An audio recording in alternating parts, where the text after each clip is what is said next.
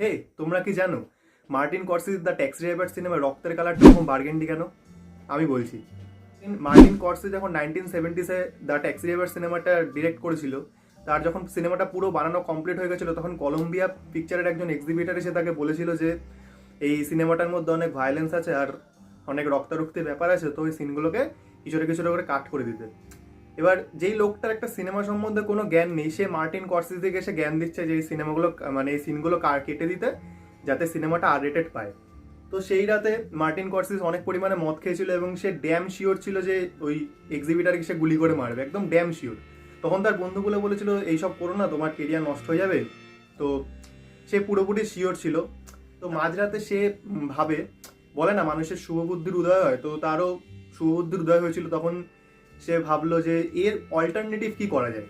তো তখন সে একটা অল্টারনেটিভ বের করে, সেটা হচ্ছে কালার গ্রেড করে রক্তের কালারটা লাল থেকে বেগুনি করেছে, মানে বার্গেন্ডি করে, মানে বার্গেন্ডি টাইপস করে, যাই হোক। তো এই মুভটার ফলে কলম্বিয়া পিকচার বা ওখানকার যে সেন্সার বোর্ড তাকে আর রেটেড দিয়েছিল এই মুভটা করবার। ভাবো, এখন দ্য ট্যাক্সি ড্রাইভার একটা মাস্টারপিস, কাল্ট ক্লাসিক, আমরা সবাই জানি। তো ভালো লাগলে এরকম আরও ভিডিও চাইলে আমাকে ফলো করতে পারেন বা এই ভিডিওটাকে শেয়ার করে দিতে পারেন। আর এরকম আননোন ফ্যাক্ট যদি আরও জানতে চান তো আমাকে কমেন্টে লিখে দিন।